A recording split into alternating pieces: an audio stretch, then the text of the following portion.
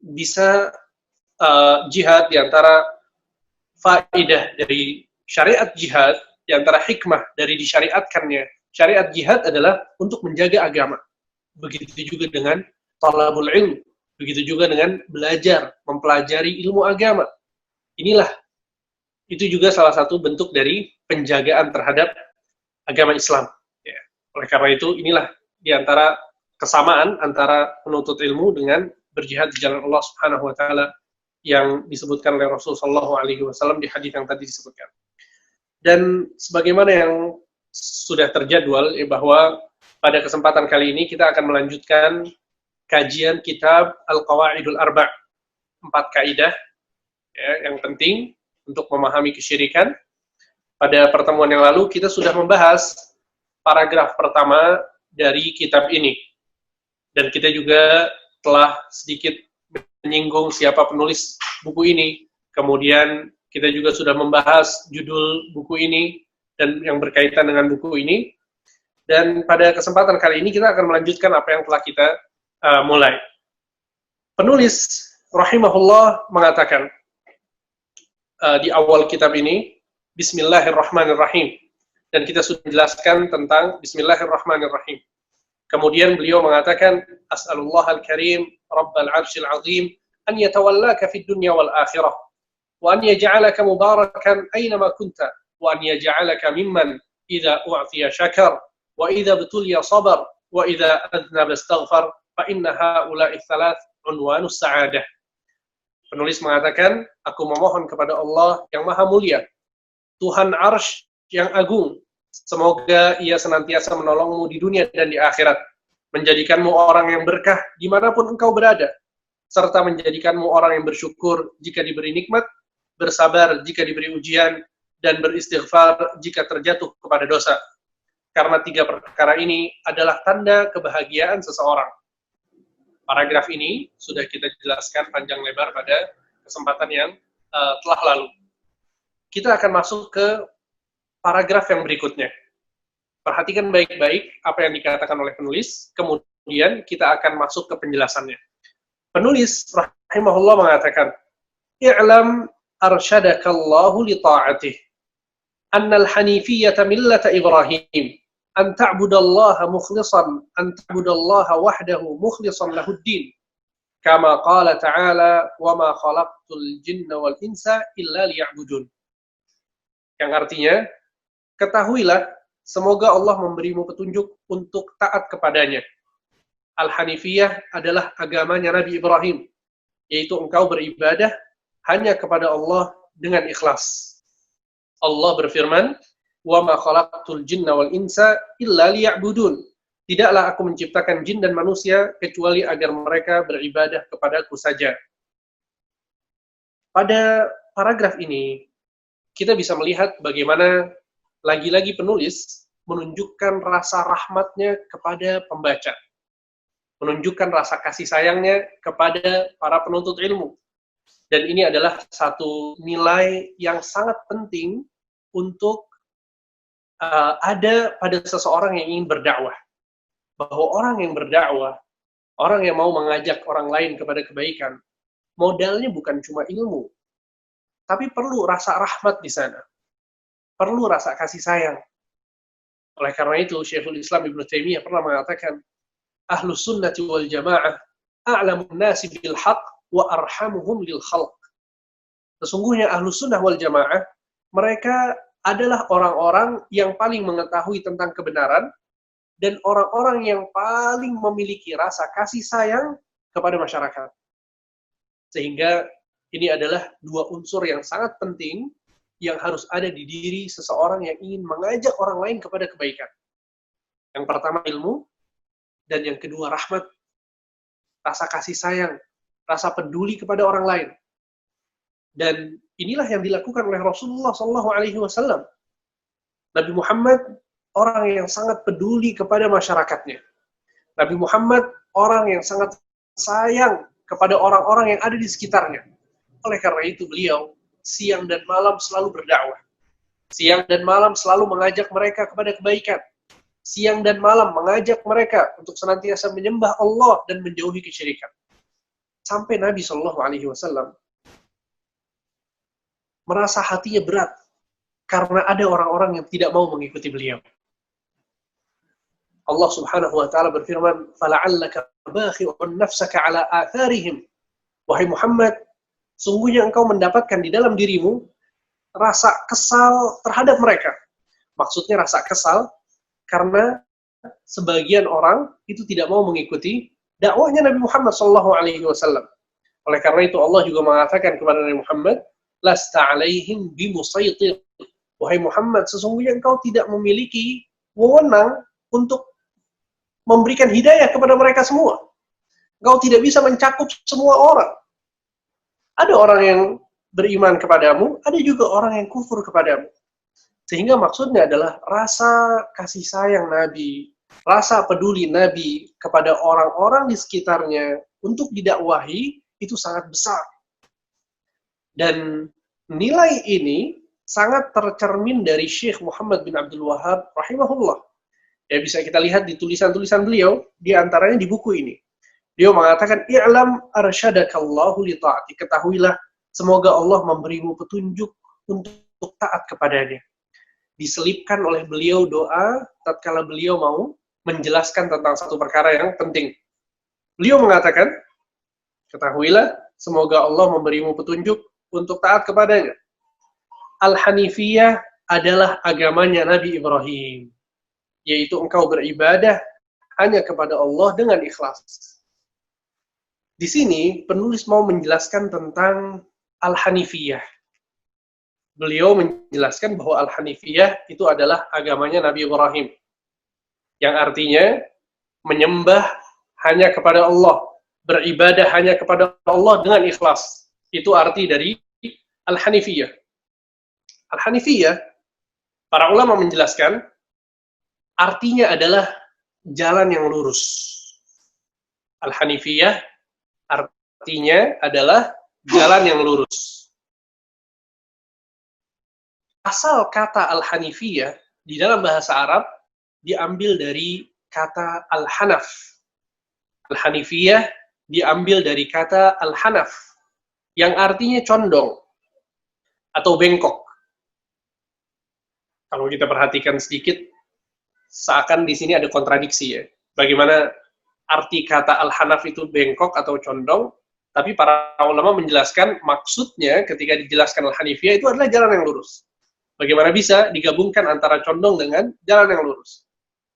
Ya, Al-Hanifiyah disebutkan bahwa itu adalah jalan yang lurus karena maksud dari condong atau bengkok dari kata-kata Al-Hanifiyah adalah condong dan bengkok dari kesyirikan sehingga menuju tauhid. Condong dan bengkok dari kesyirikan sehingga menuju tauhid. Itu adalah maksud dari jalan yang lurus dari arti Al-Hanifiyah. Sehingga penyebutan Al-Hanifiyah ya, artinya adalah jalan yang lurus. Kemudian penulis yang mengatakan Al-Hanifiyah adalah agamanya Nabi Ibrahim. Al-Hanifiyah adalah agamanya Nabi Ibrahim. Di sini Al-Hanifiyah jalan yang lurus.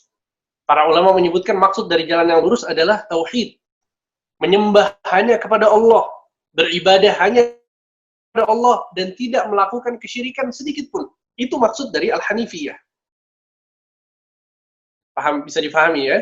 Maksud dari Al-Hanifiyah adalah jalan yang lurus.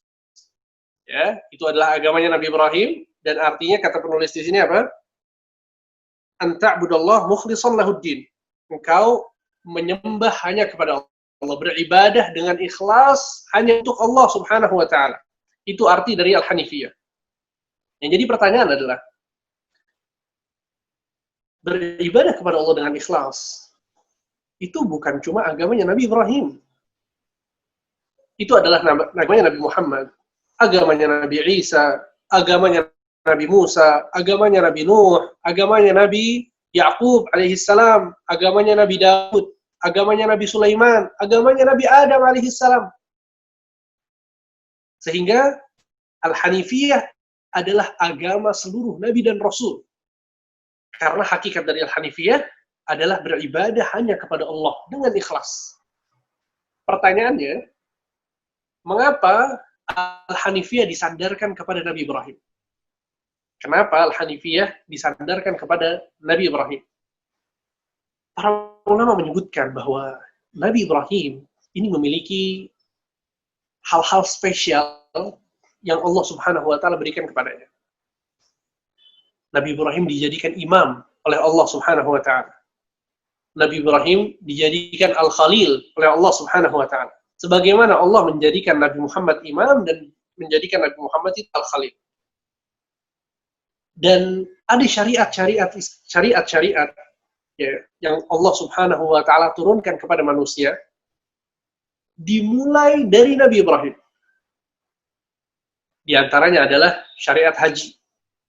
Syariat haji dimulai dari Nabi Ibrahim. Setelah Nabi Ibrahim, syariat itu menjadi syariat nabi-nabi setelahnya. Dan syariat Nabi Muhammad kemudian dan syariat kita semua. Kemudian juga khitan. Ya, itu juga yang pertama kali melakukannya adalah Nabi Ibrahim alaihissalam. Dan Nabi Ibrahim alaihissalam diberikan perintah-perintah oleh Allah Subhanahu wa taala yang sangat berat dan Nabi Ibrahim bisa melakukan semuanya. Nabi Ibrahim membawa istrinya Hajar dan anaknya Ismail ke satu tanah yang tandus, yang tidak ada air di sana, tidak ada pepohon di sana, tidak ada makanan di sana. Membawa mereka berdua ke sana, kemudian Allah memerintahkan Nabi Ibrahim untuk meninggalkan mereka berdua. Perintah yang sangat berat, sangat sulit. Ibrahim sebagai suami dan sebagai ayah dari anak yang masih baru saja dilahirkan. Tapi Allah memerintahkannya untuk meninggalkan mereka berdua. Ya. Ternyata Nabi Ibrahim meninggalkan mereka berdua, Allah pun mencukupkan istrinya Hajar dan Ismail. Perintah yang sangat berat dan dilakukan oleh Nabi Ibrahim.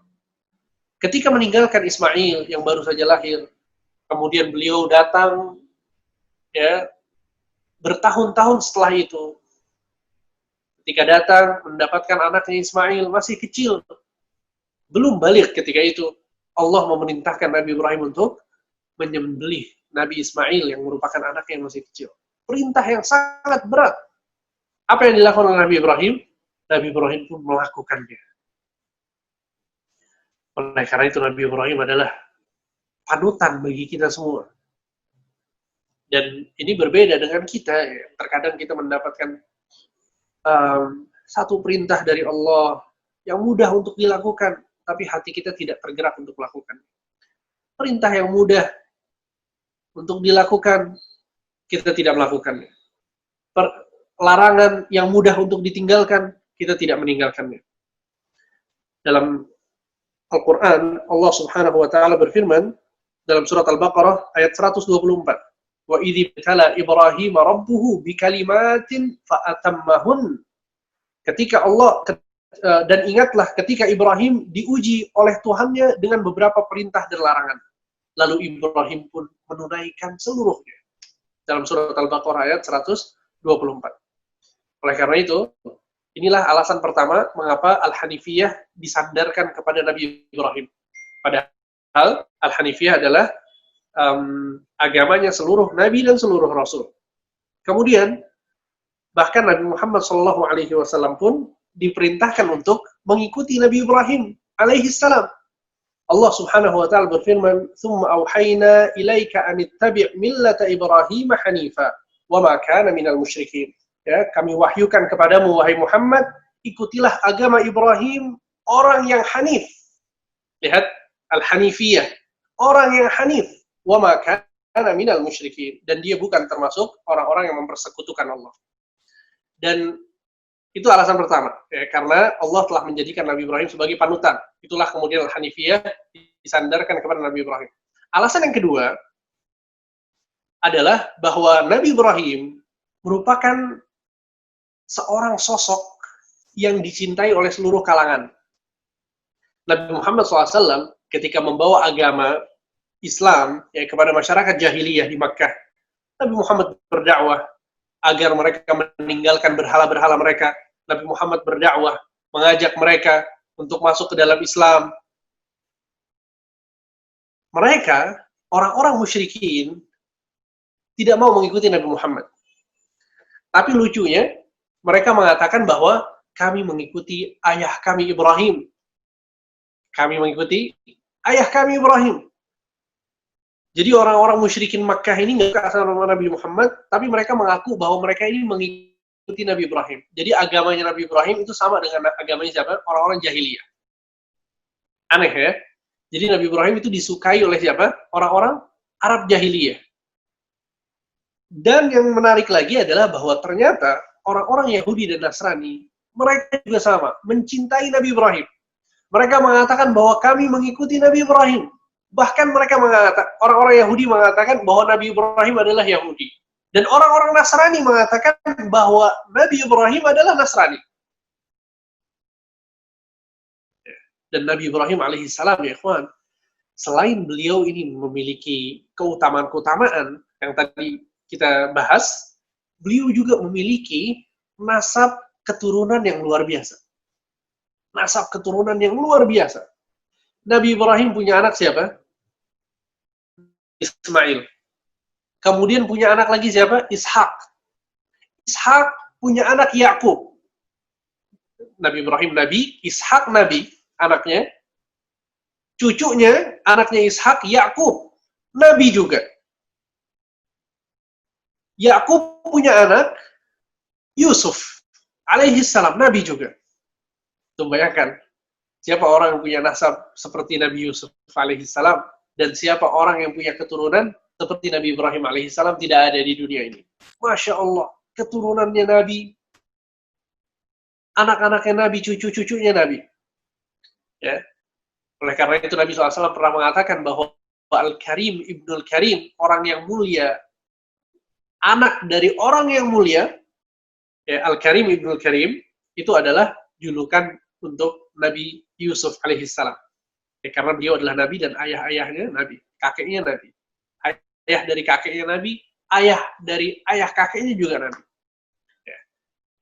Dan di antara kakak Nabi Yusuf, ada yang bernama Yahuza. Inilah kemudian menjadi cikal bakal orang-orang Yahudi. Ya. Al-Muhim, maksudnya adalah orang-orang Yahudi itu adalah keturunannya Nabi Yakub alaihissalam, dan Nabi Yakub ini merupakan anak dari Ishak, dan Ishak anaknya Nabi Ibrahim. Sehingga orang-orang Yahudi mengaku bahwa mereka itu pengikutnya Nabi Ibrahim. Begitu juga orang-orang Nasrani. Dan dari anaknya Ismail terlahirlah Nabi Muhammad SAW. Ya, sehingga dari sisi nasab, ini Nabi Ibrahim ini sangat karismatik, sehingga dicintai oleh seluruh kalangan. Orang-orang musyrikin Makkah, orang-orang Yahudi, dan orang-orang Nasrani. Semuanya mengaku bahwa Nabi Ibrahim di atas agama mereka. Oleh karena itu Allah Subhanahu wa Ta'ala yang membantah mereka dengan mengatakan dalam surat Al-Imran ayat 67, "Maka Ibrahimu Yahudiyan wala Nasraniyan, walakin kana hanifan muslima wa ma kana minal musyrikin." Ya, kata Allah Subhanahu wa Ta'ala, Nabi Ibrahim itu bukanlah orang Yahudi, bukanlah orang Nasrani. Dibantah orang-orang Yahudi dan Nasrani. Walakin kana hanifan. Sesungguhnya beliau adalah orang yang hanif, orang yang lurus kepada tauhid dan bengkok dan condong dari kesyirikan. Wa ma kana minal musyrikin, dan bukan termasuk orang yang berbuat kesyirikan. Ya, sehingga inilah mengapa kemudian Al-Hanifiyah itu kali sebutkan dengan menggandengkan namanya Ibrahim alaihissalam. Ya. Jadi itu makna dari perkataan penulis, "I'lam arsyadakallahu li ta'atih."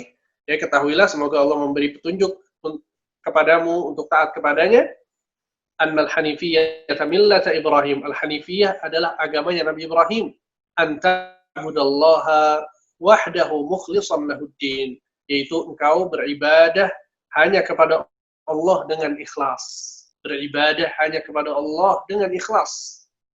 Ini adalah arti dari tauhid. Ini adalah arti dari tauhid, yaitu menjadikan Allah satu-satunya sesembahan.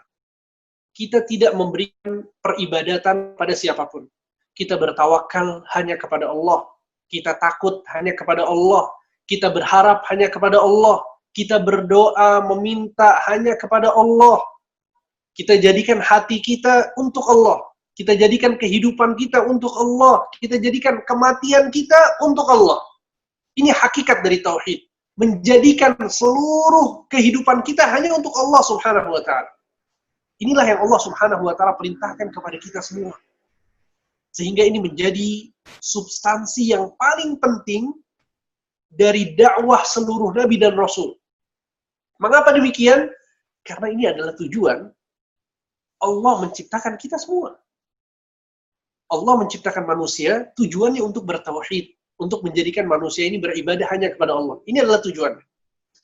Sehingga seseorang ya selayaknya dia memberikan perhatian khusus kepada tauhid. Kalau kita mau belajar, maka jadikanlah pelajaran yang paling kita berikan perhatian lebih itu adalah pelajaran tauhid.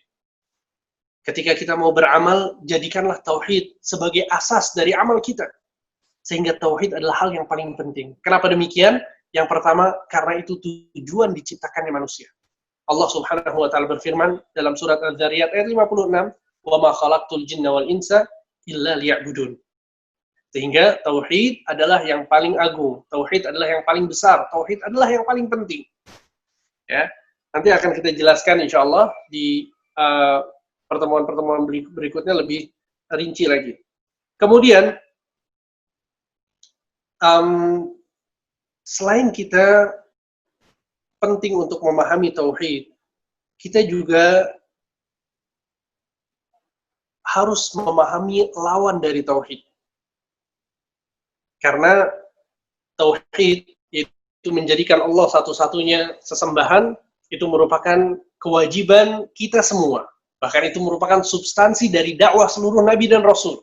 Maka itu menjadi kewajiban yang paling besar. Kewajiban yang paling besar.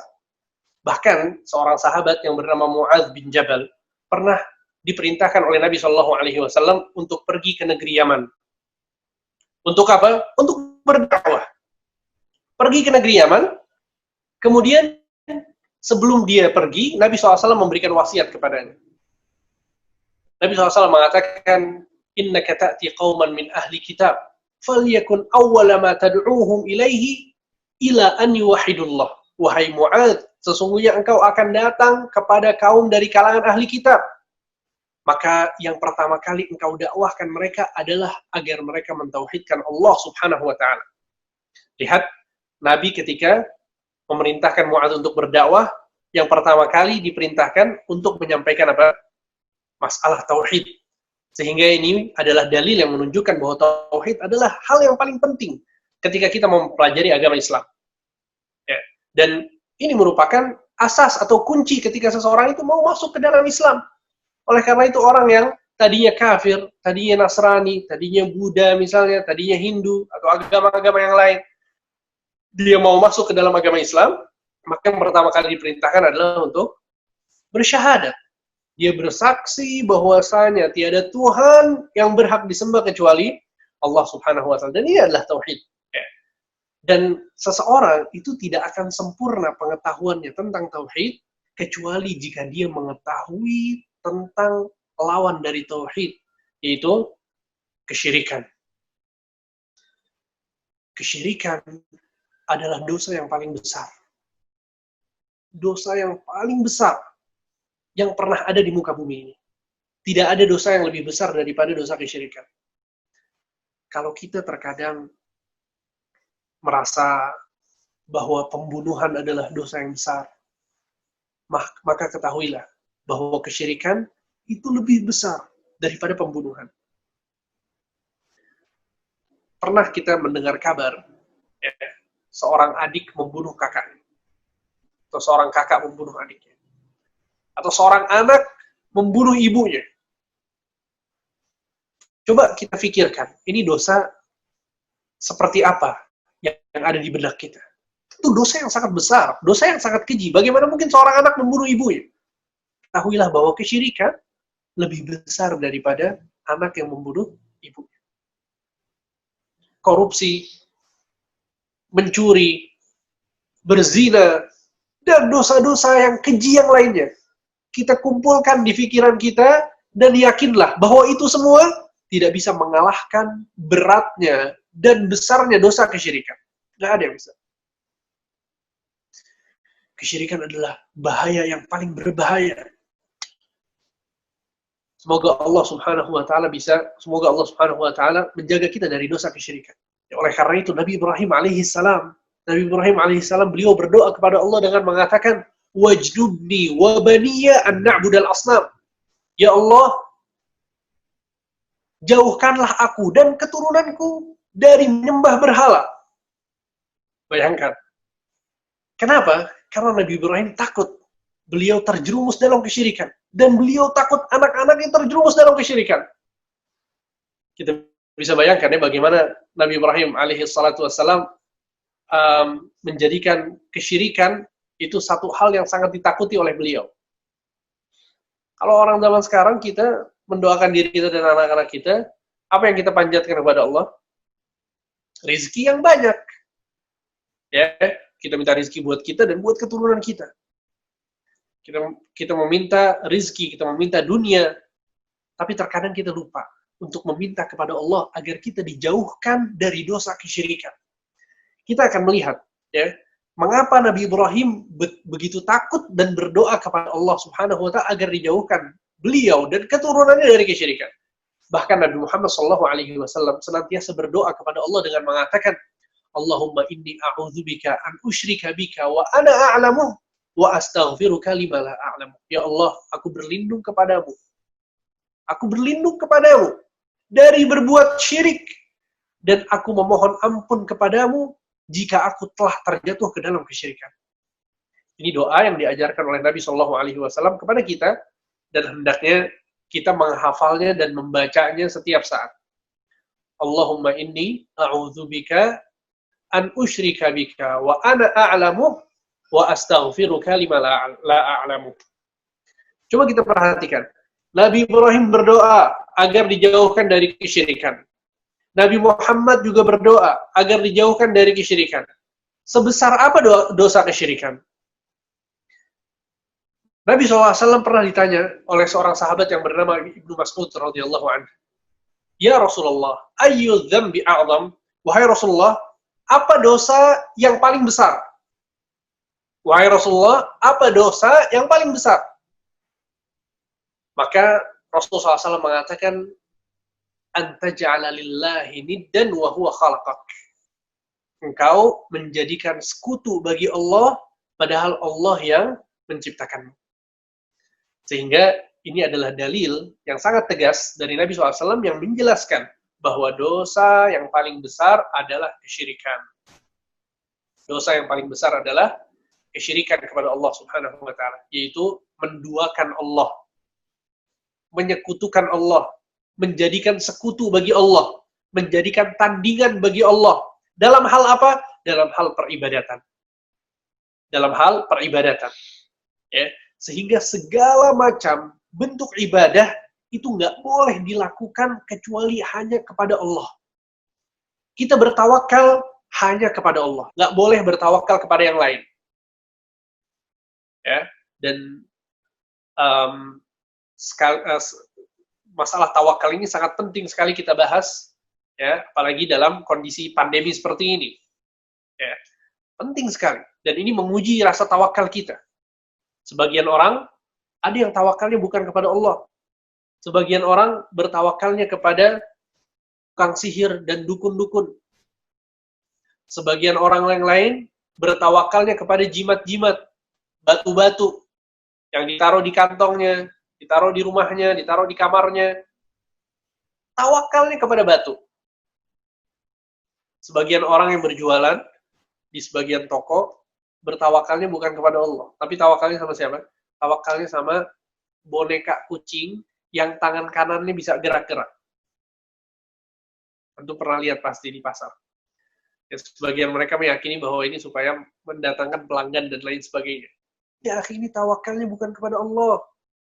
Tawakalnya kepada boneka. Tawakalnya kepada benda yang nggak bisa memberikan manfaat dan nggak bisa memberikan mudarat. Maksudnya adalah bahwa kesyirikan adalah ketika seseorang meletakkan ibadah bukan pada tempatnya. Meletakkan ibadah bukan untuk Allah, tapi untuk yang lain. Maka ini merupakan bentuk dari kesyirikan. Baik itu dalam bertawakal, baik itu dalam berharap, baik itu dalam rasa takut, Ya, baik itu dalam rasa ingin mendapatkan pahala, ingin mendapatkan kemuliaan, itu semuanya rasa-rasa yang harus kita berikan hanya untuk Allah Subhanahu wa taala. Begitu juga dengan amalan-amalan badan, masalah sholat misalnya, puasa, zakat, seluruhnya hanya untuk Allah Subhanahu wa taala. Enggak boleh kita berikan kepada selain Allah. Nabi Allah Subhanahu wa taala berfirman, "Qul inna salati," katakanlah sesungguhnya salatku, wa nusuki, penyembelihanku. Penyembelihan hanya untuk Allah, enggak boleh untuk yang lain. Wa mahyaya wa mamati, kehidupan dan kematianku lillahi rabbil alamin, hanya untuk Allah, Tuhan semesta alam. La syarikalah, tidak ada sekutu baginya. Wa bidzalika umirtu wa ana awwalul muslimin, dan itulah yang Allah perintahkan kepadaku dan aku menjadi orang yang pertama masuk Islam atau berserah diri. Maksudnya adalah bahwa seseorang harus menjadikan seluruh ibadah hanya untuk Allah. Di dalam ayat tadi disebutkan tentang penyembelihan. Ini juga satu hal yang penting untuk diingatkan. Banyak kaum muslimin yang nggak tahu. Mereka menyangka bahwa menyembelih untuk selain Allah terkadang disebutnya sebagai ritual. Bahkan sampai perusahaan-perusahaan besar. Saya dapat cerita dari seseorang yang kerja di perusahaan properti besar, perusahaan pembangunan.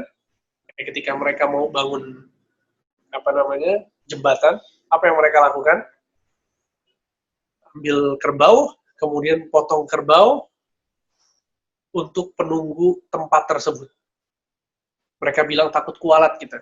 Ini proyek besar, mengeluarkan biaya yang besar, ya kita takut gagal, digagalkan oleh penunggu tempat ini.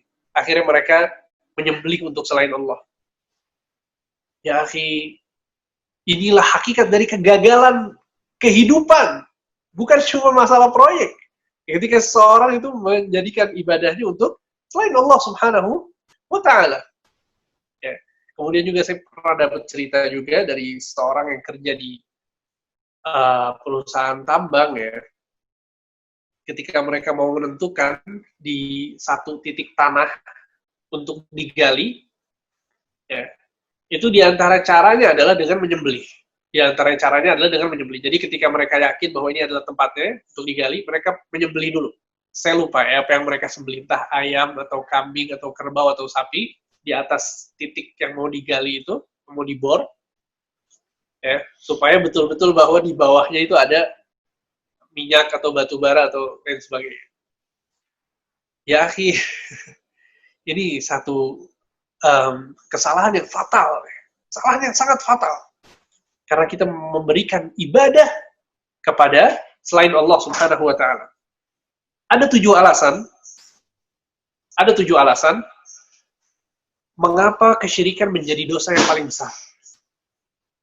Ada 7 alasan mengapa kesyirikan menjadi dosa yang paling besar. Alasan yang pertama adalah karena kesyirikan merupakan kezaliman. Ya akhi, kesyirikan itu zalim. Orang yang berbuat syirik itu zalim luar biasa. Kezaliman artinya adalah meletakkan sesuatu bukan pada tempatnya. Setiap orang yang meletakkan sesuatu bukan pada tempatnya dikatakan zalim. Kalau ada orang misalnya dia mau makan nasi, tapi dia ambil gelas, kemudian diisi nasi, diisi sayur, diisi daging, dia makanlah dari gelas. Dikatakan orang ini zalim. Kenapa zalim? Karena dia meletakkan sesuatu bukan pada tempatnya. Begitu juga sebaliknya. Kalau ada orang yang minum dari piring, ini zalim berarti. Kenapa demikian? Karena dia meletakkan sesuatu bukan pada tempatnya. Dan seseorang yang memberikan ibadah kepada selain Allah, dia telah berbuat zalim. Dan bukan cuma sekedar zalim. Allah Subhanahu wa ta'ala mengatakan dalam surat Luqman ayat 13, "Inna syirka la zulmun azim." Sesungguhnya kesyirikan adalah kezaliman yang paling besar. Ini kezaliman yang paling besar. Kemudian alasan yang kedua, mengapa syirik dosa yang terbesar adalah kesyirikan merupakan pembangkangan kepada Allah Subhanahu wa ta'ala. Ini hakikat dari kesyirikan. Kesyirikan adalah pembangkangan kepada Allah Subhanahu wa ta'ala. Kenapa demikian? Karena Allah menciptakan kita dengan satu tujuan. Ternyata ketika kita diciptakan, kita nggak mau melakukan tujuan diciptakannya kita. Maka ini salah satu bentuk dari pembangkangan. Ketika Allah mengatakan wa ma khalaqtul jinna wal insa illa liya'budun, tidaklah aku ciptakan jin dan manusia kecuali agar mereka beribadah kepada aku, ya seharusnya kita beribadah. Karena dengan itu kita itulah tujuan kita diciptakan. Bisa kita bayangkan kalau kita punya satu usaha gitu ya, kemudian kita merekrut karyawan. Ketika karyawan itu kita rekrut, kita buat job desk untuk karyawan tersebut. Kamu sekarang saya rekrut ya, dengan pekerjaan nomor 1, nomor 2, nomor 3, nomor 4, dan seterusnya. Bayangkan kalau karyawan ini kerja sama kita, kemudian tidak ada satupun job desk yang dia lakukan. Ternyata keluar dari tujuan yang kita buat, kenapa kita rekrut orang ini. Kira-kira apa yang kita katakan untuk orang ini, untuk karyawan ini? Dia adalah pembangkang. Ya, sama halnya dengan manusia yang sudah diciptakan oleh Allah untuk beribadah, untuk bertauhid, untuk menjadikan Allah satu-satunya Tuhan. Tapi ternyata malah dia menduakan Allah, memberikan ibadahnya untuk selain Allah Subhanahu wa taala. Itu alasan yang kedua. Kemudian alasan yang ketiga, kenapa dosa syirik adalah dosa yang paling besar? Alasan yang ketiga adalah karena hakikat dari perbuatan syirik adalah menghina Allah Subhanahu wa taala.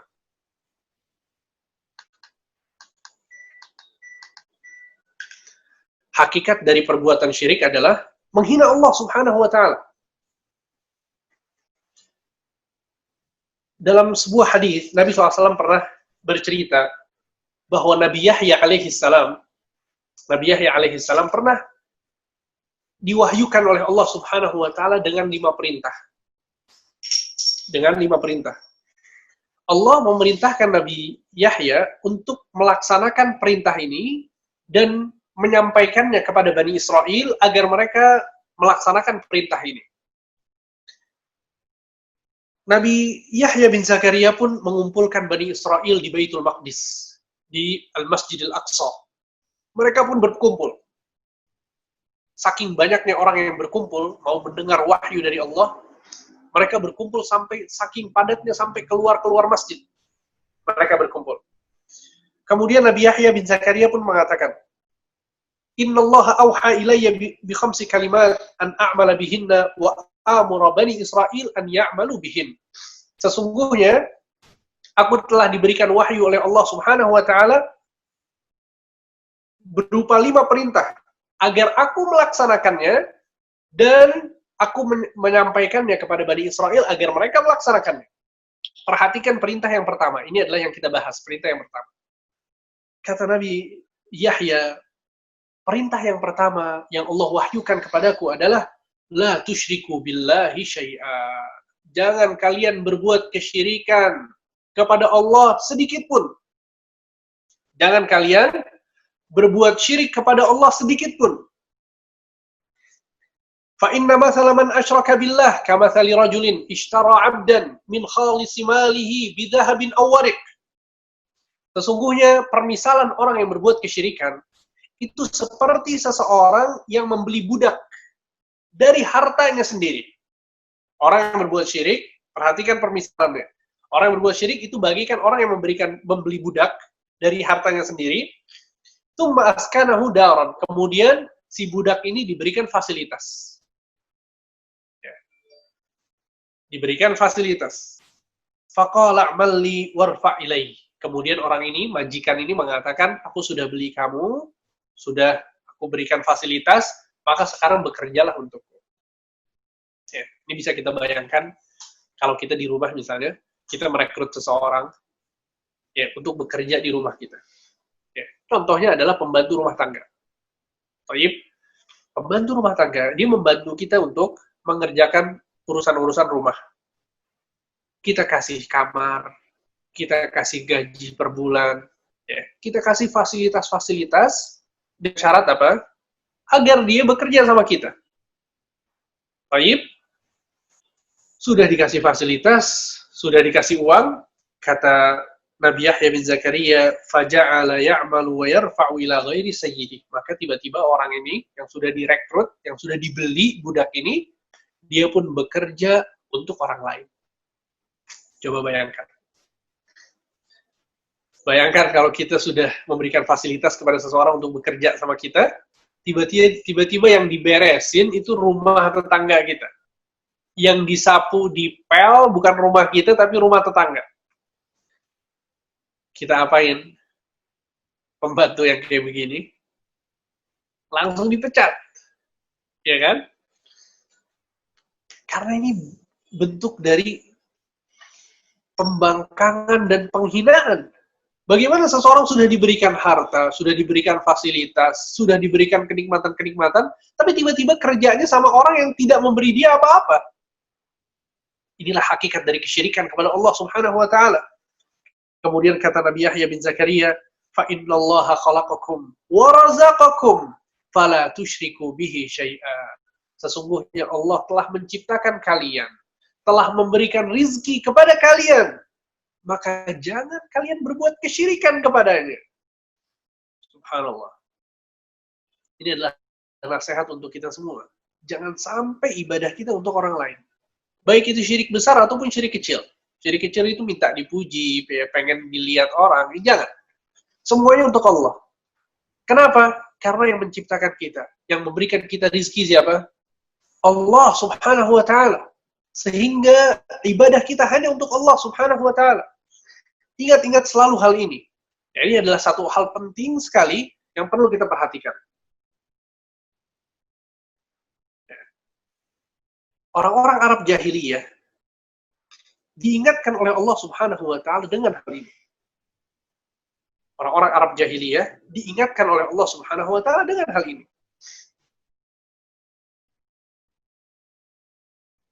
Ketika mereka diserang oleh pasukan gajah. Ya, dan ini adalah kisah yang mungkin sering sudah kita dengar dan kita pahami dengan baik, bahwa sebelum Nabi Shallallahu Alaihi Wasallam dilahirkan, ada pasukan gajah, ya, pasukan yang besar yang dipimpin oleh seorang yang bernama Abraha, yang memiliki gajah yang besar, yang mau menghancurkan Ka'bah. Yang mau menghancurkan Ka'bah. Akan tapi Allah Subhanahu wa taala melindungi mereka dengan mengirimkan burung ababil dan dilemparkan batu-batu, ya, oleh burung-burung tersebut sehingga mereka pun musnah, hancur. Dan Ka'bah, orang-orang Makkah dilindungi oleh Allah Subhanahu wa taala dengan rasa aman. Baik. Maka di dalam Al-Qur'an Allah Subhanahu wa taala menjelaskan kisah ini dalam surat Al-Fil. Alam tara kaifa fa'ala rabbuka bi ashabil fil. Wahai Muhammad, tidakkah engkau ingat bagaimana Allah Subhanahu wa taala, ya, memberikan pelajaran kepada ashabul fil, pasukan gajah. Alam yaj'al kaidahum fi tadlil. Allah jadikan keinginan yang mereka lakukan itu sia-sia. Mereka mau menghancurkan Ka'bah, ternyata menjadi sia-sia. Sampai Allah Subhanahu wa taala mengazab mereka dan membumi hanguskan mereka. Itu di dalam surat Al-Fil. Setelah surat Al-Fil di dalam Al-Qur'an, apa surat yang selanjutnya? Surat Quraisy. Surat Quraisy. Li'ila fi Quraisyin ilafihim rihlatash shita'i was-sayf. Falyabudu rabb hadzal bait alladzi at'amahum min ju' wa amanahum min khauf. Li'ila fi Quraisy ilafihim rihlatash shita'i was-sayf. Ya. Ilafnya orang-orang Quraisy adalah rihlah, perjalanan di musim dingin dan perjalanan di musim panas. Kemudian kata Allah, "Falyabudu rabb hadzal bait." Hendaknya mereka menyembah pemilik rumah ini. Maksudnya rumah apa? Maksudnya Ka'bah. Alladzi at'amahum min ju' wa amanahum min khauf. Yang telah memberikan makan mereka ketika mereka lapar dan memberikan rasa aman kepada mereka ketika mereka merasa takut. Maksudnya adalah, di dalam ayat ini, Allah mengingatkan orang-orang Quraisy yang menyembah berhala. Kalian seharusnya menyembah Allah.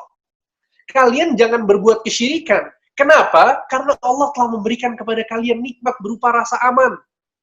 Ketika kalian diliputi rasa takut saat diserang oleh pasukan gajah. Faham maksudnya ya? Sehingga maksudnya adalah, orang yang berbuat kesyirikan pada hakikatnya dia menghina Allah. Kenapa demikian? Karena dia sudah diberikan segala sesuatu oleh Allah, tapi dia malah memberikan ibadahnya kepada selain Allah. Dan inilah fenomena yang ada. Ya. Orang-orang yang ada di pedesaan, ketika mereka panen, ya, hasil panen mereka sebagiannya itu dipersembahkan untuk mereka meyakini untuk penunggu atau yang memiliki kekuasaan pada ladang mereka. Siapa itu? Mereka menyebutnya Dewi Sri. Dewi Sri adalah dewi yang diagungkan. Dia yang memberikan kita hasil panen sehingga kita berikan persembahan kepada mereka. Ya akhi, na'udzubillah min dzalik. Yang memberikan nikmat tersebut siapa? Allah. Seharusnya kita bersyukur kepada Allah. Begitu juga orang-orang yang ada di pantai selatan. Mereka meyakini bahwa di situ ada pemilik pantai selatan. Siapa pemilik pantai selatan? Nyi Roro Kidul. Ya. Sehingga apa yang mereka lakukan? Orang-orang yang ada di sana memberikan persembahan-persembahan, menyembelih, ya, sesajen dan lain sebagainya. Ya akhi, kalau mau memberikan persembahan, berikanlah persembahan kepada Allah Subhanahu wa taala.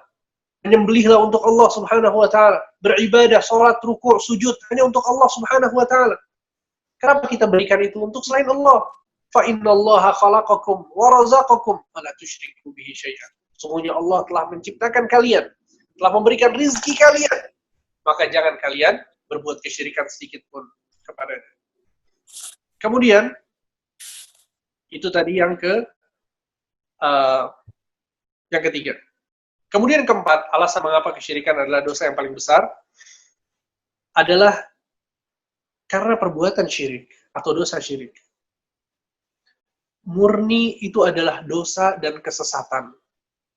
Murni itu adalah dosa dan kesesatan. Tidak ada kebaikan dan syahwat sama sekali yang terkandung di dalam kesyirikan, tidak ada. Dosa mencuri adalah dosa yang besar. Tapi ketika seseorang mencuri, dia ada profit di sana, ada keuntungan. Ya, walaupun keuntungan itu tidak sebanding dengan dosa yang dia dapatkan, tapi ada syahwat untuk harta di sana. Seseorang yang berzina, dia terjatuh dalam dosa yang sangat keji dan sangat besar. Tapi di situ ada syahwat. Paham antum ya? Di situ ada syahwat di dalam dosa zina. Dan itu adalah dosa yang keji dan dosa yang besar. Tapi di dosa kesyirikan, dosa yang besar, dosa yang keji, dosa yang hina, dan tidak ada profit sedikit pun. Tidak ada keuntungan sedikit pun. Sehingga seluruhnya keburukan dan dosa. Nah, itulah hakikat dari kesyirikan. Alhamdulillah min dzalik. Karena itu ada sebagian orang yang ketika mereka merasakan sulit dalam ekonominya, mereka malah datangnya ke dukun. Ya, akhi, kok datangnya ke dukun? Jangan datang ke dukun. Kalau nggak punya uang, kalau pengen jadi orang kaya, apa yang harus kita lakukan? Bekerja, keluar pagi, pulang sore, ya, berbisnis, berdagang. Itulah solusi agar seseorang itu punya uang yang banyak. Bukan kemudian datang kepada dukun. Dan orang yang datang ke dukun, ini nggak dapat apa-apa. Dia kaya juga enggak, tapi malah terjerumus dalam kesyirikan. Bahkan Nabi SAW mengatakan, "Man ataka hinan aw arrafan fasaddaqahu bima yaqul faqad kafara bima unzila ala Muhammad." Orang yang datang kepada dukun atau paranormal, kemudian dia bertanya sesuatu, dijawab dengan jawaban, ya, maka dia pun mempercayainya, maka sungguh dia telah keluar dari agama Islam. Ini adalah sesuatu yang besar. Ya, seharusnya kita betul-betul paham tentang hal ini. Ya. Dan ini akan kita kaji, insya Allah lebih dalam lagi pada pertemuan yang berikutnya. Kemudian yang kelima, ya, Insya Allah kita tutup dengan kelima, keenam, kemudian ketujuh, bahwa dosa kesyirikan adalah dosa yang tidak akan diampuni oleh Allah Subhanahu wa Ta'ala jika ia wafat dan belum bertaubat. Ya, bahwa dosa syirik tidak akan diampuni oleh Allah Subhanahu wa Ta'ala jika ia wafat dan belum bertaubat.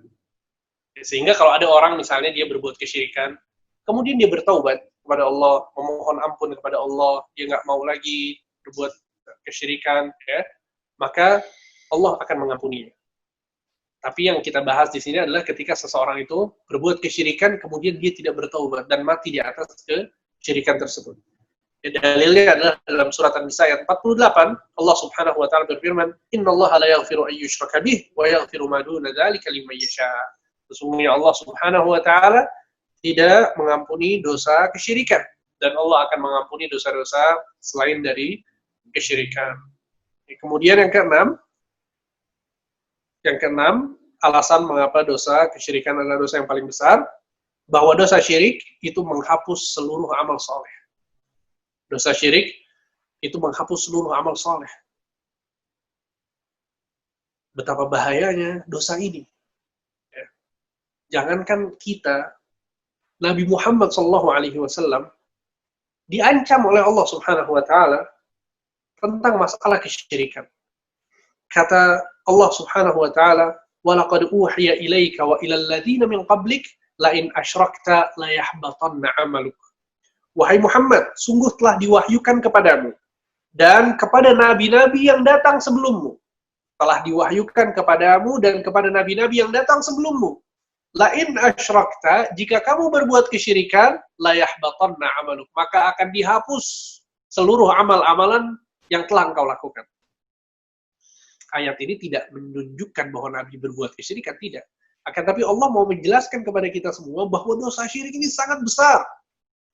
Bahkan Nabi Muhammad kalau berbuat syirik dan beliau tidak melakukan itu dan tidak mungkin melakukan itu, maka akan terhapus amalan-amalan. Bayangkan, apalagi kita. Masya Allah, amalan kita sedikit, sholat kita juga masih malas, puasa kita juga nggak seberapa, kita bukan orang yang baik, yang banyak amal solehnya. Kemudian kita berbuat syirik, ya, apa yang akan kita andalkan nanti di hadapan Allah Subhanahu wa Ta'ala. Sehingga ini adalah alasan keenam mengapa dosa syirik merupakan dosa yang paling besar. Kemudian yang ketujuh, dan ini yang terakhir, karena dosa syirik adalah sebab seseorang masuk neraka selama-lamanya. Na'udzubillah min dzalik. Dosa kesyirikan adalah dosa yang menyebabkan pelakunya masuk neraka selama-lamanya. Wal'iyadu billah. Na'udzubillah min dzalik. Bayangkan kita hidup di dunia sekarang berapa tahun? Mungkin di antara kita ada yang 30 tahun, 40 tahun, 50 tahun. Kita hidup sebentar. Umur kita paling 60, 70 paling banyak. Atau 80 mungkin. Jarang orang yang punya umur 100. Bagaimana yang dijelaskan oleh Nabi SAW dalam sebuah hadis, bahwa umatku umurnya antara 60 sampai 70. Dalam masa ini, 70 tahun, kalau kita berbuat kesyirikan satu kali saja, dan kita tidak bertaubat, kemudian meninggal di atas kesyirikan tersebut, maka kehidupan setelah kehidupan dunia ini, kehidupan akhirat, kita akan masuk neraka selama-lamanya. Na'udzubillah. Masuk neraka bukan sehari dua hari, bukan 10 tahun, 20 tahun, bukan 100 atau 1000 tahun, bukan, tapi selama-lamanya. Na'udzubillah min dzalik. Bayangkan selama-lamanya di neraka. Kita coba aja ya, tangan kita kalau kena lilin, api dari lilin, 1 detik aja kita nggak kuat. Ada yang kuat di antara kita? Coba challenge. Taruh tangan di atas api lilin selama setengah menit. Nggak ada yang bisa. Begitu panas. Api dunia yang sangat kecil itu. Kita nggak sanggup. Bagaimana dengan diadab seluruh badan kita dengan api neraka dengan jangka waktu yang tidak terbatas. Kita tutup kajian ini dengan satu hadis, ya.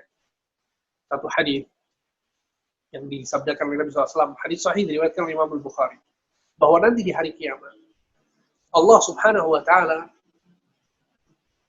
memanggil orang-orang yang ada di dalam surga, ya ahlal jannah fa yashra'ibuna wa yanzurun. Atau sebelumnya Allah Subhanahu wa taala memanggil malaikat maut untuk membawa kematian. Akhirnya malaikat maut ini membawa kematian dalam bentuk domba. Dan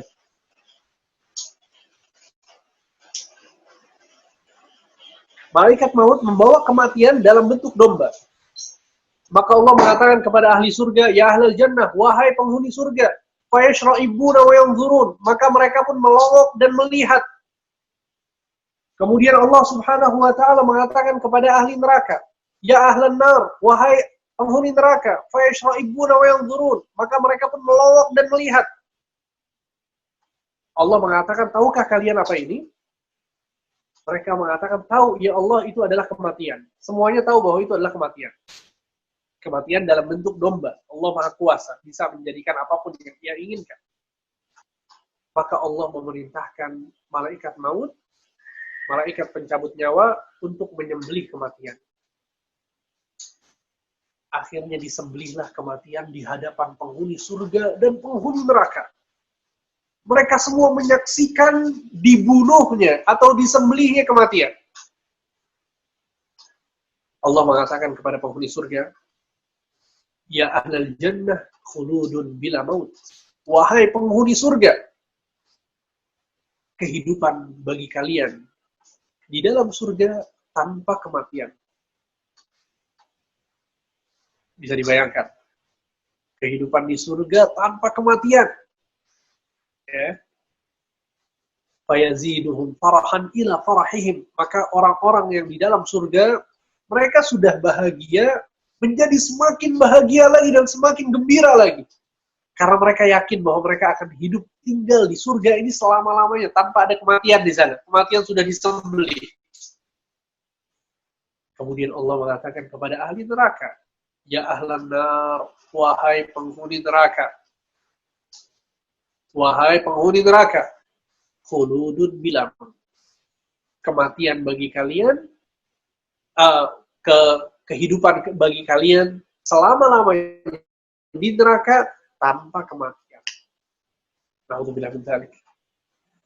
Bayangkan, mereka diazab, kata Allah, selama-lamanya. Kematian sudah tidak ada. Kalian akan tinggal di neraka selama-lamanya. Bukan setahun, 2 tahun. Bukan 10 tahun. Bukan 1000 tahun.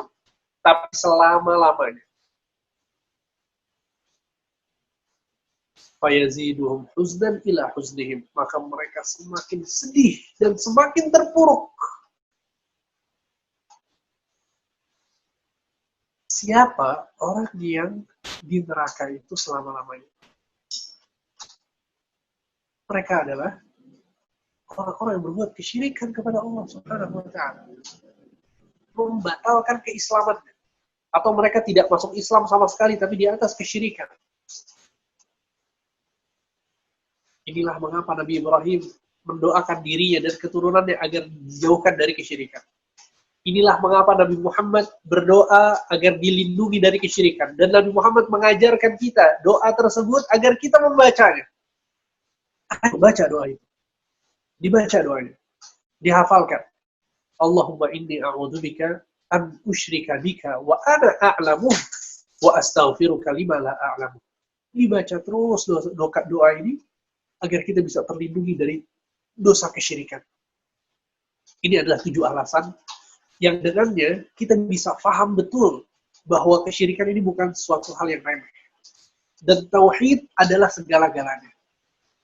Itulah mengapa Nabi Muhammad SAW ketika berdakwah, dari mulai berdakwah sampai beliau wafat, seluruhnya isinya, substansinya adalah tentang tauhid dan tentang syirik. Bayangkan, 10 tahun pertama Islam belum ada sholat 5 waktu, belum ada zakat, belum ada puasa, belum ada haji, belum ada azan, belum ada pembagian waris, belum ada hukum qisas, belum ada hukum pidana, belum ada. 10 tahun pertama keislaman. Belum ada jihad. Cuma bayangkan seperti apa Islam ketika itu. Karena hakikat dari Islam adalah tauhid dan menjauhkan kesyirikan. Itu adalah dakwah Nabi Shallallahu Alaihi Wasallam. Dan ketika Nabi SAW pindah ke Madinah, baru banyak hukum-hukum yang turun, banyak hukum-hukum Islam yang disebutkan oleh Nabi Shallallahu Alaihi Wasallam. Tapi bukan kemudian masalah tauhid dan syirik tidak dibahas, terus dibahas sampai beliau wafat. Sehingga Nabi Muhammad dakwahnya tauhid dan syirik.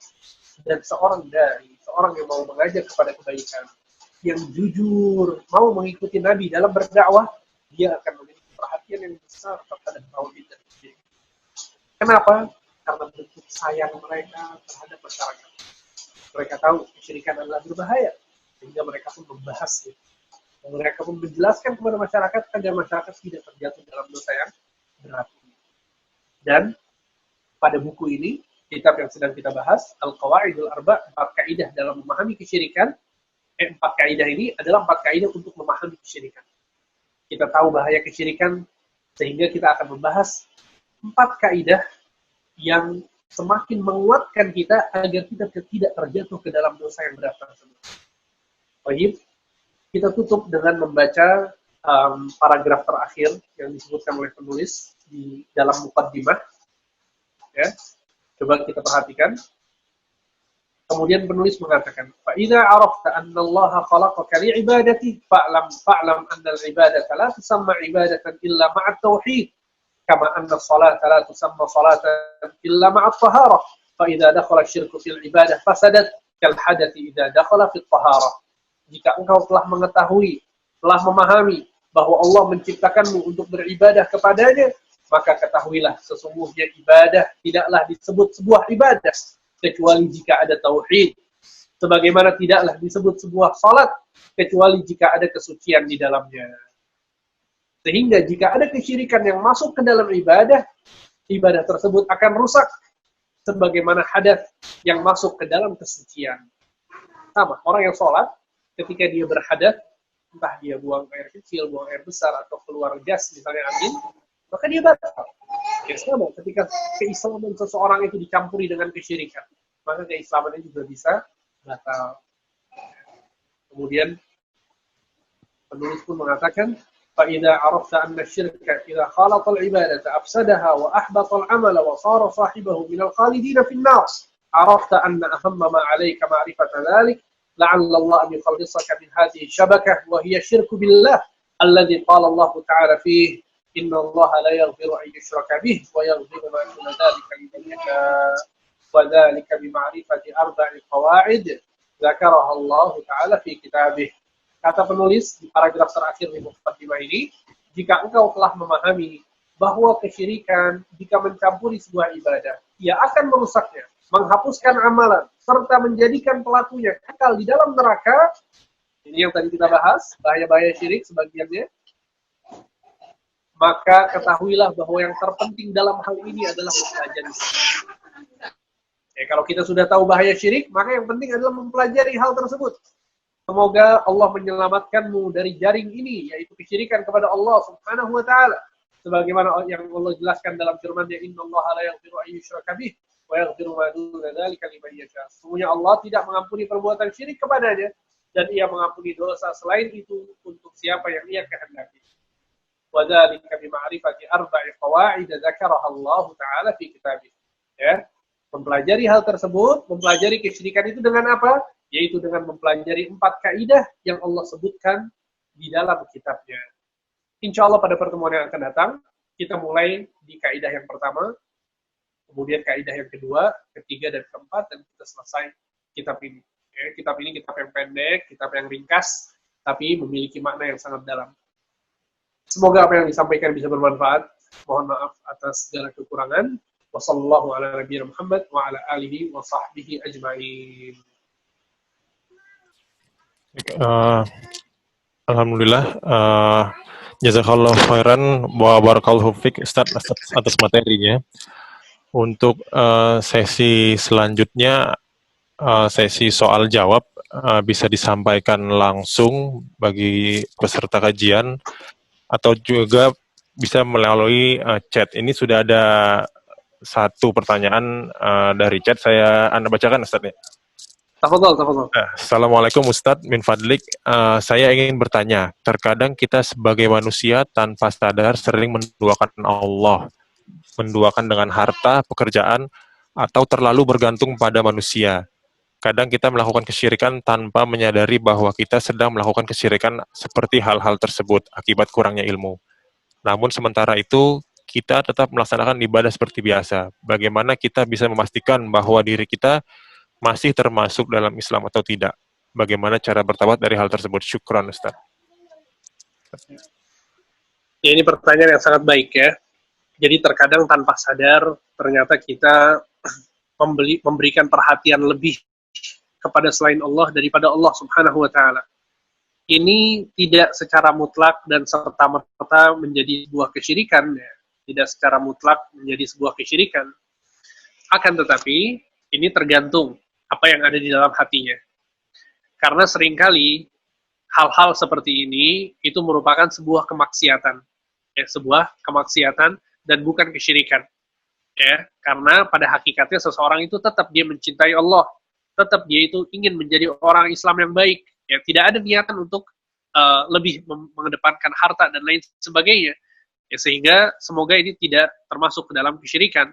Ya, yang jelas ini adalah sebuah ketergelinciran yang kita harus menjaga hati kita dengan mempelajari ya tentang keagungan Allah Subhanahu wa taala. Kita mempelajari tentang tauhid, kita mempelajari tentang hakikat dari kesyirikan agar kita bisa membersihkan hati kita dari hal-hal seperti semacam apa yang tadi disebutkan oleh penanya.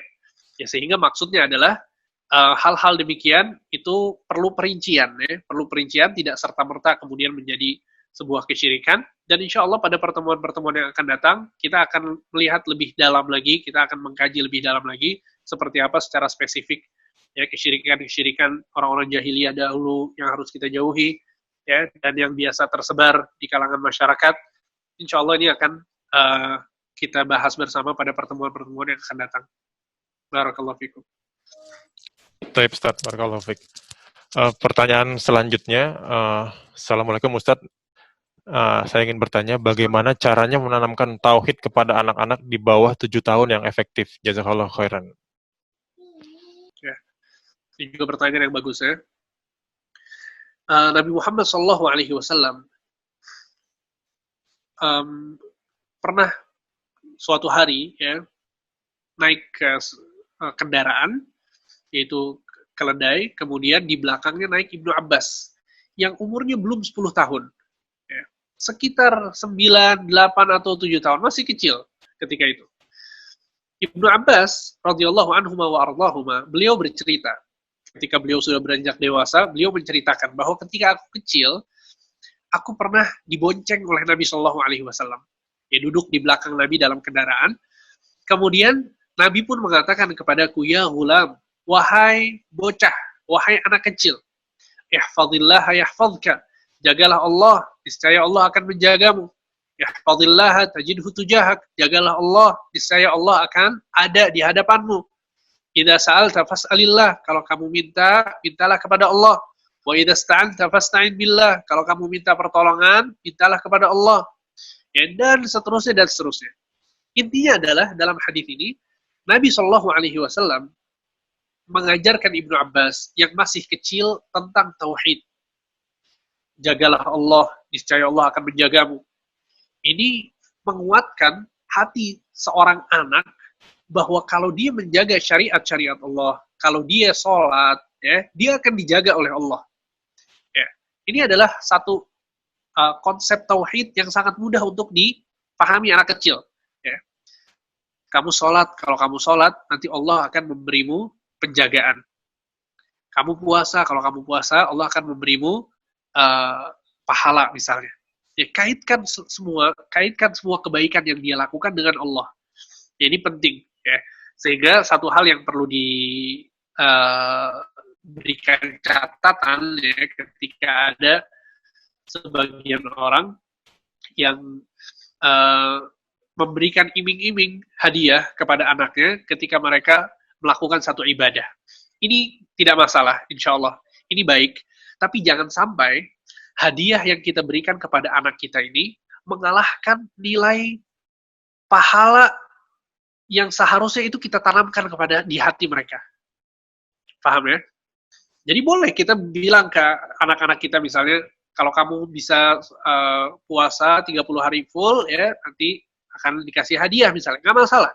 Tapi jangan lupa untuk menjelaskan kepada mereka bahwa puasa itu perintah Allah kepada kita semua. Jangan lupa jelaskan bahwa orang yang puasa itu akan diberikan pahala yang besar oleh Allah Subhanahu wa Ta'ala. Ya, sehingga ini satu hal yang penting untuk dipahami. Maksudnya adalah bahwa anak kecil itu perlu diajarkan masalah tauhid, ya. Dan yang terpenting dalam hal ini adalah mengenalkan tentang Allah Subhanahu wa Ta'ala, mengenalkan tentang pahala, mengenalkan tentang nama-nama Allah Subhanahu wa Ta'ala, dan mengenalkan tentang ibadah-ibadah yang harus ditujukan hanya untuk Allah Subhanahu wa Ta'ala. Ya, seperti tadi kita bercerita tentang masalah sembelihan. Ya, sembelihan ini masalah yang sangat krusial, ya ikhwan. Ya, banyak orang yang nggak paham tentang masalah ini. Mereka sebagian menganggap ini adalah adat istiadat, padahal itu adalah lubbul ibadah. Itu adalah inti dari ibadah. Ya, sholatlah hanya untuk Allah dan menyembelihlah hanya untuk Allah. Ya, kita bisa ajarkan kepada anak kita, ya sebentar lagi Idul Adha, ya untuk beli kambing misalnya buat potong kurban nanti. Ketika kita kurban, coba kita jelaskan kepada anak kita. Kita mengucurkan darah kambing ini hanya untuk Allah, bukan untuk siapapun. Karena ini sangat semarak ya ikhwan. Kita bisa lihat, Ibnu Katsir mengatakan bahwa penyembelihan itu adalah ibadah dari zaman Nabi Adam sampai Nabi Muhammad. Seluruh Nabi ada syariat menyembelih. Dan kalau kita perhatikan juga ya, ternyata banyak di antara tukang sihir dan dukun, ketika mereka mau buat jampi-jampi, buhul-buhul, dan lain sebagainya, mereka memerintahkan pasien mereka untuk apa? Untuk menyembelih. Jadi suruh cari ayam warna hitam, atau suruh cari kambing begini, kambing begitu, atau kerbau, atau lain sebagainya, kemudian suruh sembelih. Coba bayangkan, yang dipilih itu sembelih. Karena itu ibadah yang harus ditujukan hanya untuk Allah. Ya, sehingga itu adalah bentuk dari kekufuran yang harus difahami. Maksudnya adalah bahwa kita jelaskan ya ibadah-ibadah kepada anak-anak kita apa saja yang harus dijadikan hanya untuk Allah Subhanahu wa Ta'ala. Baik. Baik, jazakallahu khairan Ustaz jawabannya. Pertanyaan ketiga, Assalamualaikum Ustaz, saya seorang pelajar sedang berada di dalam masa ujian tes perguruan tinggi. Jika saya berpikir belajar dengan keras akan membantu saya untuk lolos, apakah hal itu salah? Kemudian, bagaimana caranya tawakal dalam perkara ini? Saya takut ketergantungan terhadap kerja keras ini akan membawa kecacatan dalam tawakal saya. Terima kasih. Baik. Barakallahu fikum. Pertanyaan yang sangat baik. Bertawakal kepada Allah itu memiliki dua unsur yang tidak bisa dipisahkan. Kalau satu saja unsur ini tidak ada pada tawakal, maka itu tidak disebut dengan tawakal. Unsur yang pertama adalah percaya dan menggantungkan hati kita kepada Allah. Ini unsur yang pertama. Kita yakin bahwa Allah akan membantu kita. Kita yakin bahwa Allah akan memberikan kepada kita yang terbaik. Kita serahkan urusan ini kepada Allah. Itu unsur yang pertama. Tapi jangan lupa unsur yang kedua, yaitu melakukan sebab untuk mendapatkan apa yang kita inginkan. Apa maksudnya sebab di sini? Sebab di sini adalah sebab duniawi. Sebab yang Allah jadikan Subhanahu wa Ta'ala, Allah Subhanahu wa Ta'ala jadikan sebagai takdir bagi manusia. Orang yang lapar, gak bisa dia bertawakal kepada Allah supaya kenyang. Yang harus dia lakukan adalah makan. Orang yang ingin membangun rumah, dia harus bekerja, mencari uang, kemudian dia berusaha untuk membangun rumah tersebut dengan uang yang dia kumpulkan, sambil bertawakal dan percaya, menggantungkan hatinya kepada Allah. Sehingga ini adalah dua hal yang tidak bisa dipisahkan. Oleh karena itu, Nabi Muhammad SAW pernah suatu hari didatangi oleh sebagian orang dari luar kota, luar Madinah. Mereka datang ke Madinah, bertemu dengan Nabi di atas tunggangan unta. Orang itu turun dari untanya, kemudian mau menemui Nabi. Dia mengatakan kepada Nabi Muhammad, wahai Rasulullah, aku menemuimu meninggalkan unta ini dan aku bertawakal kepada Allah, atau aku ikat dulu kemudian aku bertawakal kepada Allah. Kata Rasulullah SAW, bal i'qilha wa tawakkal. Ikat dulu untanya, baru kemudian bertawakal. Ya, sehingga hadis ini adalah dalil yang menjelaskan bahwa orang yang mau bertawakal itu nggak boleh meninggalkan bekerja, nggak boleh meninggalkan sebab. Dia harus melakukannya. Ya, sehingga tidak ada kontradiksi antara seseorang itu bekerja keras untuk belajar menggapai apa yang dia inginkan atau bekerja untuk menggapai apa yang diinginkan. Ini tidak kontradiksi dengan menggantungkan hati kita kepada Allah Subhanahu wa taala. Contoh lain, dalam sebuah hadis yang sahih dibawakan oleh Umar bin Khattab bahwa beliau mengatakan, aku pernah mendengar Rasulullah SAW bersabda, "Lau annakum tatawakkaluna 'ala Allahi haqqa tawakkulih la razaqakum kama yarzuqut tayr, taghdu khimasan wa taruhu bitana." Kata Rasulullah, jika kalian bertawakal kepada Allah dengan sebenar-benarnya tawakal, sungguh kalian akan mendapatkan rizki dari Allah sebagaimana burung mendapatkan rizki dari Allah. Seperti apa burung mendapatkan rizki dari Allah? Apakah burung itu duduk di rumahnya kemudian bertawakal, memperbanyak ibadah? Ternyata kata Rasulullah, taghdu khimasan. Dia keluar dari sarangnya dalam keadaan lapar. Wa taruhu bitanan. Pulang ke sarangnya dalam keadaan kenyang. Bayangkan. Burung masih perlu keluar rumahnya untuk mendapatkan apa yang diinginkan. Ya, sehingga para ulama menyebutkan hadis ini menjelaskan kepada kita bahwa tawakal itu bukan cuma ya menggantungkan hati kita kepada Allah, akan tapi juga dengan melakukan sebab-sebab yang ditakdirkan oleh Allah Subhanahu wa taala kepada manusia. Sehingga yang antum lakukan adalah benar belajar yang giat, ya, karena secara akal sehat nggak mungkin orang itu bisa dapat ilmu, bisa lulus dari ujian kalau dia nggak belajar, nggak bersungguh-sungguh. Sungguh-sungguhlah dalam belajar terus. Akan tapi ingat, jangan lupa selalu berdoa kepada Allah, gantungkan hati kita kepada Allah Subhanahu wa taala, dan tidak ada kontradiksi sama sekali antara bekerja keras dengan bertawakal kepada Allah Subhanahu wa taala. Baik. Baik, Ustaz, jazakallahu khairan atas jawabannya. Min fadlik, Ustaz, ini sudah 3 pertanyaan, tapi masih banyak pertanyaan dari rekan-rekan. Kira-kira gimana, Ustaz? Boleh sih. Apa-apa, Ustaz, ya? Boleh. Ya. Ya, Ana lanjutkan, Ustaz. Pertanyaan berikutnya, Assalamualaikum warahmatullahi wabarakatuh. Apabila seorang muslim melakukan suatu kesyirikan, misalkan seperti contoh yang tadi disampaikan, menyembelih bukan untuk Allah, ia sadar, namun ia tetap melakukannya baik dalam keadaan terpaksa atau tidak. Apakah ini dapat membatalkan keislamannya? Sehingga ketika bertobat, apakah harus bersyahadat kembali? Jazakallahu khairan. Baik. Justru kalau dia sadar, ya, justru kalau dia sadar itulah hakikat dari kesyirikan gitu ya. Beda ketika seseorang itu dipaksa misalnya, ya, atau seseorang itu diancam untuk dibunuh. Maka di situ ada keringanan dari Islam. Ya, boleh seseorang itu mengucapkan kata-kata yang merupakan kekufuran atau kesyirikan, ya, dengan syarat bahwa dia itu memang tertindas, ya, seperti yang dilakukan oleh Ammar bin Yasir. Allah Subhanahu wa taala mengatakan illa man ukriha wa qalbuhu mutmainnun bil iman. Ya, kecuali orang-orang yang terpaksa dan hatinya tenang dengan keimanan. Jadi ketika itu Ammar bin Yasir dengan keluarganya, ya, ayahnya Yasir, kemudian ibunya Sumayyah itu disiksa oleh orang-orang musyrikin Makkah. Sehingga Ammar bin Yasir diperintahkan oleh orang-orang musyrikin Makkah untuk menghina Rasulullah SAW dan mengatakan bahwa dia tidak mau mengikutinya. Akhirnya Ammar mengatakan hal tersebut, bahwa dia tidak mau mengikuti Nabi, dihina Nabi Muhammad. Maka Nabi SAW pun tahu bahwa dia melakukan itu karena diancam untuk dibunuh.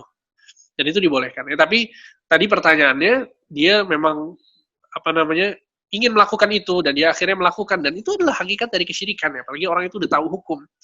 Taib, maka dia bertaubat kepada Allah. Kalau dia bersyahadat lagi, nggak masalah, ya, nggak masalah. Dia bersyahadat lagi, itu lebih hati-hati, ya, walaupun secara spesifik sebagian ulama mengatakan tidak perlu. Tapi kalaupun dilakukan, itu lebih hati-hati.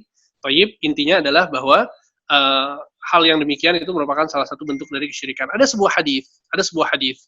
Walaupun sebagian ulama menyebutkan bahwa hadis ini lemah. akan tapi maknanya sahih. Ya, bahwa ada dua orang yang sedang melakukan perjalanan, kemudian dua-duanya tiba-tiba singgah di satu perkampungan, yang mereka berdua nggak boleh melewati perkampungan ini kecuali dengan satu syarat.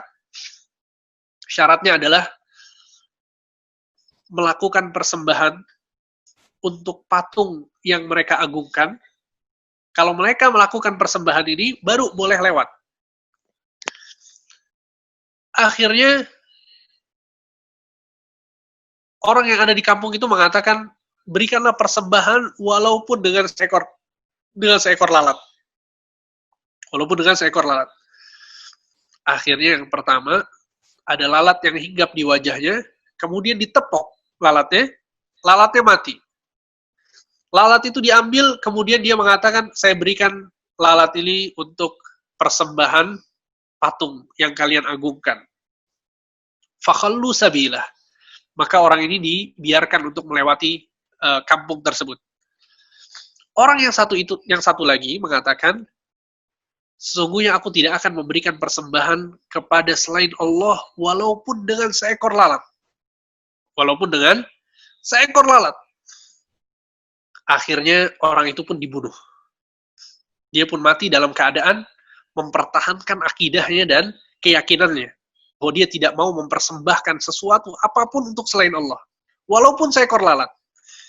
Maka Nabi pun SAW mengatakan, dakhala rajulul jannata bidhubabah, wa dakhala rajulun nara bidhubabah. Orang yang pertama, ada orang yang masuk surga karena lalat, dan ada orang yang masuk neraka karena lalat. Dia masuk neraka karena lalat, karena mempersembahkan lalat tersebut untuk selain Allah.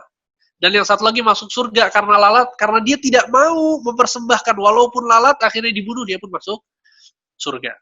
Ya, maksudnya adalah bahwa itu merupakan bentuk dari kesyirikan. Bayangkan, itu cuma seekor lalat, ya, apalagi kalau kemudian menyembelih sembelihan yang lebih besar lagi. Ya. Itu mungkin yang bisa saya katakan. Baik, Ustaz. Pertanyaan berikutnya, Assalamualaikum Ustaz, bagaimana adab berniat dalam beribadah seperti yang dicontohkan Rasulullah? Bolehkah kita beribadah dengan niat mendapatkan balasan dari Allah, baik itu pahala atau materi, atau kita hanya berharap ridha Allah? Jazakallahu khairan. Baik. Ini pembahasan rada panjang sebetulnya. Tapi intinya bahwa Allah Subhanahu wa Ta'ala ketika menyebutkan satu pahala dari sebuah amalan, pada hakikatnya nggak mungkin Allah sia-sia gitu loh. Nggak mungkin Allah itu, ngapain Allah menyebutkan pahala kalau ternyata kita nggak boleh mengharapkan pahala itu. Ya. Sehingga ada kekeliruan ada sebagian orang yang keliru dalam memahami ini. Ya, sebagian orang ada perkataan yang tersebar, mereka mengatakan sesungguhnya kami beribadah kepadamu ya Allah bukan karena mengharap surga, bukan karena takut dari neraka, akan tapi karena cinta kepadamu. Maka ini perkataan yang tidak tepat, ya, tidak tepat. Allah Subhanahu wa Ta'ala panjang lebar di dalam Al-Quran menyebutkan tentang surga. Ya, itu agar kita tertarik kepada surga, agar kita berharap, kita meminta surga kepada Allah Subhanahu wa Ta'ala. Oleh karena itu Rasulullah SAW mengatakan, "Idza sa'altumullaha fas'aluhul firdausal a'la." Kalau kalian meminta kepada Allah, mintalah surga yang paling tinggi. Ya. Kita diperintahkan untuk minta sama Rasulullah SAW surga. Sehingga ketika kita beribadah, kemudian kita berharap surga, kita berharap janji dari Allah Subhanahu wa Ta'ala berupa kebaikan-kebaikan, maka itu tidak ada masalah sama sekali. Ya, tidak ada masalah sama sekali. Dan juga jika kita berharap dunia yang itu disebutkan di dalam hadis-hadis, maka itu juga dibolehkan. Itu juga dibolehkan. Jadi seseorang itu beribadah untuk Allah, itu pasti, itu syarat diterimanya amal seseorang, harus ikhlas dan mutaba'ah, harus ikhlas dan sesuai tuntunan Nabi. Nah, maksud dari ikhlas itu dia beribadah untuk Allah. Baik, itu kita nggak bahas masalah itu. Ya, itu harus ada dalam ibadah seseorang. Karena kalau nggak ada, ibadahnya batal. Ya, dia harus beribadah untuk Allah, bukan untuk selain Allah. Tapi kemudian dia berharap Kayak Rasulullah SAW mengatakan, dawu mardakum bisadaqah.